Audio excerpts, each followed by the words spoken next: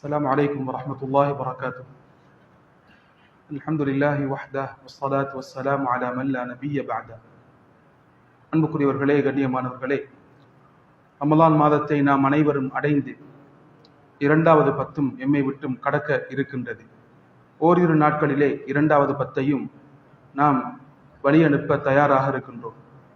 அன்புக்குரியவர்களே, கண்ணியமானவர்களே, ரமலானிலே நாம் அனைவரும் மஸ்ஜிதுடன் மிக நெருங்கிய தொடர்புள்ளவர்களாக இருக்கின்றோம். இதன் சிறப்பை நாம் அனைவரும் கட்டாயம் புரிந்து கொள்ள வேண்டும். விசேஷமாக கடைசி பத்திலே இன்னும் மஸ்ஜிதுடன் நெருங்கப் போகின்றோம். மஸ்ஜிதுடன் நெருங்கக்கூடியவர்களுக்குரிய சிறப்புகள் என்ன, எப்படியெல்லாம் மஸ்ஜிதில் நடந்து கொள்ள வேண்டும், இதிலே என்னென்ன அமல்கள் எல்லாம் இருக்கின்றன என்பதை நாம் அனைவரும் கட்டாயம் புரிந்து கொள்ள வேண்டும். ஸல்லல்லாஹு அலைஹி வஸல்லம் அவர்கள் நாளை மறுமை நாளையிலே மனிதர்கள் கஷ்டப்படும் பொழுது அர்ஷுடைய நிழலை பெறக்கூடிய 7 நபர்களை சொன்னார்கள். அதில் ஒருவரை ஸல்லல்லாஹு அலைஹி வஸல்லம் சொன்னார்கள், ரஜுலுன் கல்புஹு முஅல்லகும் பில் மசாஜித். ஒரு மனிதர், அவரது உள்ளம் எப்பொழுதும் மஸ்ஜிதுடன் தொடர்பு பெற்றதாக இருக்கின்றது. அவர் எங்கு சென்றாலும் மஸ்ஜிதை தேடுகின்றார். பயணம் சென்றாலும் எங்கே மஸ்ஜித் இருக்கின்றது என்று அவரது உள்ளம் தேடுகின்றது. இந்த மனிதருக்கு நாளை மறுமை நாளையிலே அர்ஷுடைய நிழலை கொடுப்பான் என்று நபி ஸல்லல்லாஹு அலைஹி வஸல்லம் சொல்லி காட்டினார்கள். அல்லாஹ் சுப்ஹானஹு வ தஆலா தன் பிரகாசம் என்ற ஒரு சூறாவை வைத்திருக்கின்றான், சூரத்துன் நூர். அதில் அல்லாஹ் தஆலா தன்னை பற்றி சொல்கின்றான், அல்லாஹு நூருஸ் ஸமாவாதி வல் அர்த்.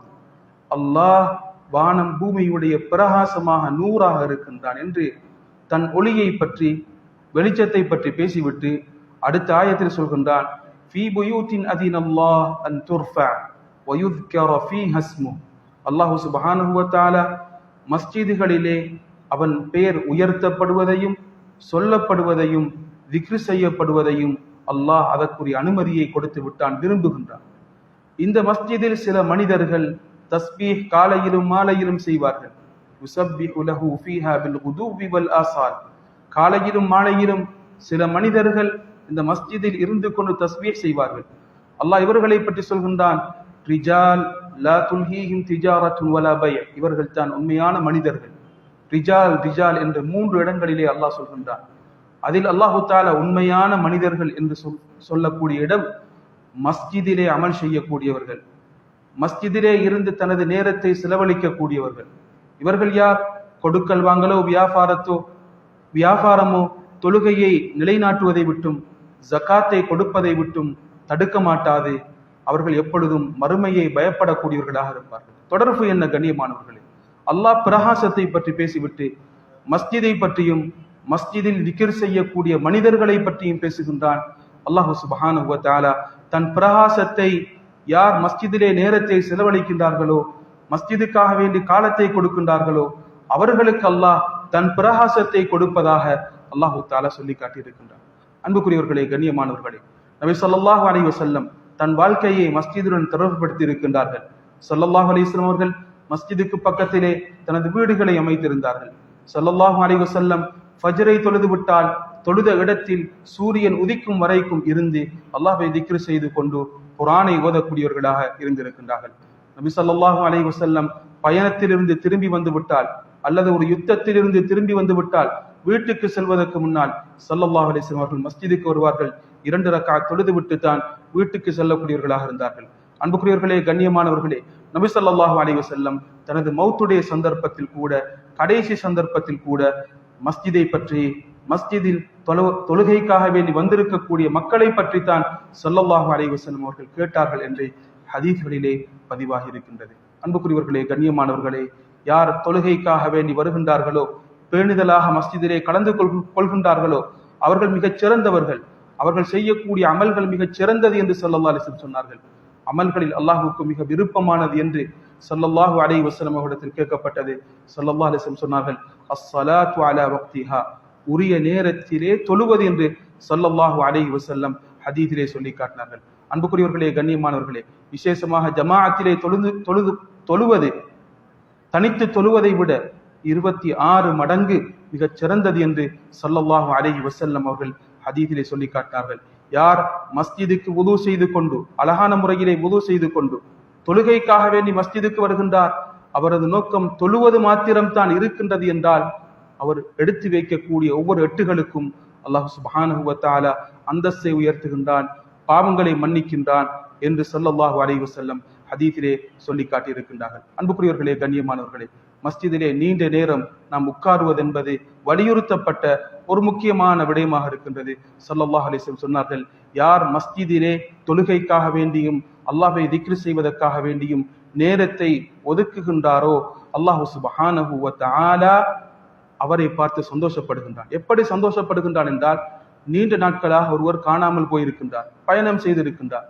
நீண்ட நாட்களுக்கு பின்னால் தெரிந்த ஒருவரை கண்டால் எப்படி சந்தோஷப்படுகின்றோம், 2 பேரும் சந்தோஷப்படுகின்றோமோ, இதே போன்று மஸ்ஜிதுக்கு வரக்கூடியவர்களை பார்த்து அல்லாஹ் சந்தோஷப்படுகின்றான் என்று நபி ஸல்லல்லாஹு அலைஹி வஸல்லம் ஹதீஸிலே சொல்லி காட்டினார்கள். அன்புக்குரியவர்களே, கண்ணியமானவர்களே, கடைசி பத்திலே நாம் செய்யக்கூடிய மிக முக்கியமான அமல் தான் இஅ்திகாஃப் உடைய அமலாக இருக்கின்றது. நபி ஸல்லல்லாஹு அலைஹி வஸல்லம் லைலத்துல் கத்ரை தேடி ரமலான் முழுக்க இஅ்திகாஃப் இருந்திருக்கின்றார்கள். ஸல்லல்லாஹு அலைஹி வஸல்லம் அவர்கள் முதல் பத்திலே இஅ்திகாஃப் இருந்தார்கள், 2வது பத்திலே இஅ்திகாஃப் இருந்தார்கள். சொன்னார்கள், நான் லைலத்துல் கத்ரை தேடி முதல் பத்திலே இஅ்திகாஃப் இருந்தேன், அது எனக்கு கிடைக்கவில்லை. 2வது பத்தில் இஅ்திகாஃப் இருந்தேன், கிடைக்கவில்லை. 3வது பத்தில் அது இருப்பதாக எனக்கு சொல்லப்பட்டது. அந்த அடிப்படையிலே 3வது பத்திலே ஸல்லல்லாஹு அலைஹி வஸல்லம் அவர்கள் எந்த வருடமும் விடுபடாமல் இஅ்திகாஃப் இருந்திருக்கின்றார்கள்.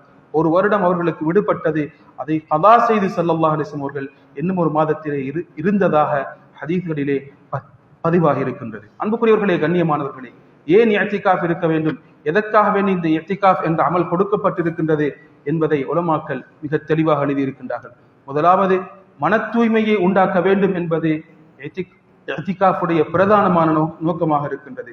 அல்லாஹ் சுப்ஹானஹு வ தஆலா மஸ்ஜிதிலே இருந்து கொண்டு என்னை பார்க்க வேண்டும், நான் செய்யக்கூடிய ஒவ்வொரு அமலும் மன தூய்மையாக அமைய வேண்டும் என்பதற்காக வேண்டி மன தூய்மையை உண்டாக்கும் நோக்கத்திலே இஅ்திகாஃப் இருக்க வேண்டும் என்பதை உலமாக்கள் சொல்லி காட்டியிருக்கின்றார்கள். இதே போன்று வீண் பேச்சுக்களை ஒரு மனிதன் விடுவதற்கு ஒரு சந்தர்ப்பமாக இஅ்திகாஃப் இருக்கின்றது. வீணான சாப்பாடுகள், வீணான தூக்கங்கள், வீணாக மனிதர்களுடன் சேர்ந்திருப்பது, இப்படிப்பட்ட விடயங்களை விட்டும் ஒரு மனிதன் நீங்கி தவிர்ந்து கொண்டு நல்ல விடயங்களிலே ஈடுபடுவதற்கு ஒரு சந்தர்ப்பமாக இருக்கின்றது.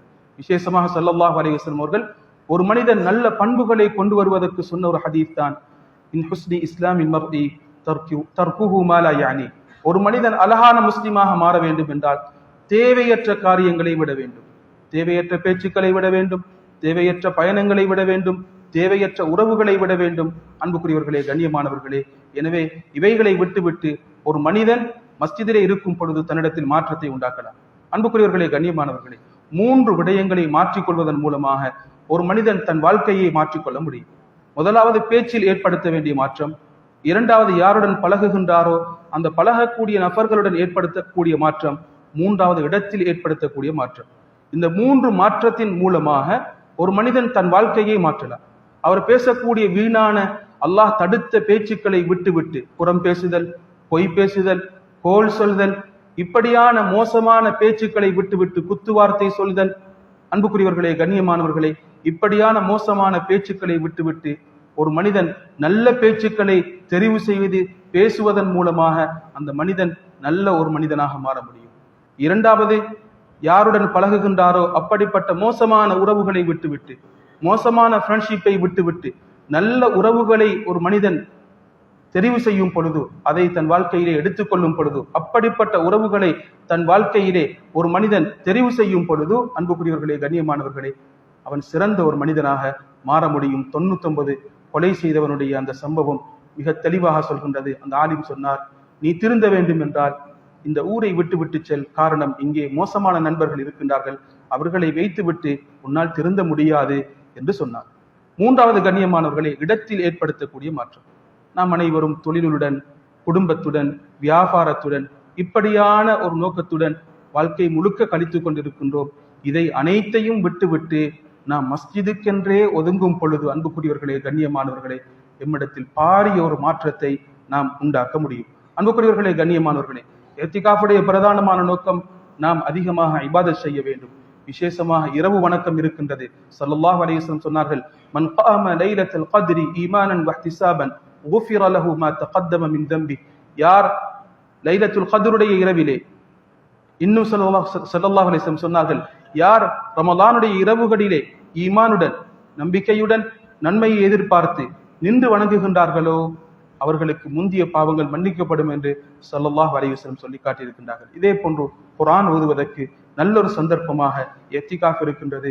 இஸ்திக்ஃபார், இதே போன்று அல்லாஹ்வை அதிகம் ஞாபகப்படுத்தி திக்ர் செய்வதற்கும் அல்லாஹ்வுடன் தனிப்பட்ட முறையிலே உரையாடி பேசி அன்பை பரிமாறிக்கொள்வதற்கும் நல்ல ஒரு சந்தர்ப்பமாக இத்திகாஃப் இருக்கின்றது. அன்புக்குரியவர்களே, கண்ணியமானவர்களே, அல்லாஹ்வுடன் உள்ள தொடர்பை நாம் கூட்டிக் கொண்டு நாம் வாழ்க்கையிலே அல்லாஹ்வை விட்டும் சில சந்தர்ப்பங்களிலே தூரமாகி இருப்போம்.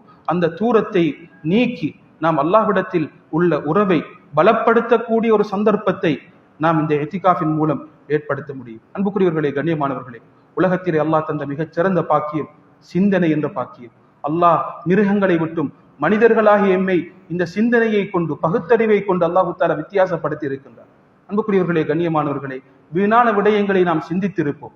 நல்ல விடயங்களை சிந்திப்பதற்கு ஒரு சந்தர்ப்பமாக இந்த இத்திகாஃபை நாம் பயன்படுத்திக் கொள்ள முடியும். இத்திகாஃப் மஸ்ஜிதிலே இருந்து கொண்டு அந்த நேரத்தை நாம் கழித்து நல்ல விடயங்களை சிந்திப்பதன் ஊடாக அன்புக்குரியவர்களே, கண்ணியமானவர்களே, அல்லாஹ் தந்த பகுத்தறிவு என்ற பாக்கியத்தை மிகச் சிறந்த முறையிலே பயன்படுத்துவதற்கு ஒரு சந்தர்ப்பமாக நாம் இந்த இத்திகாஃபை பயன்படுத்தலாம். அன்புக்குரியவர்களே, கண்ணியமானவர்களே, இதே போன்று நாம் இந்த இத்திகாஃபின் மூலமாக நாம் ஸல்லல்லாஹு அலைஹி வஸல்லம் அவர்கள் காட்டிய இந்த சுன்னாவை ஹயாத்தாக்குகின்றோம்.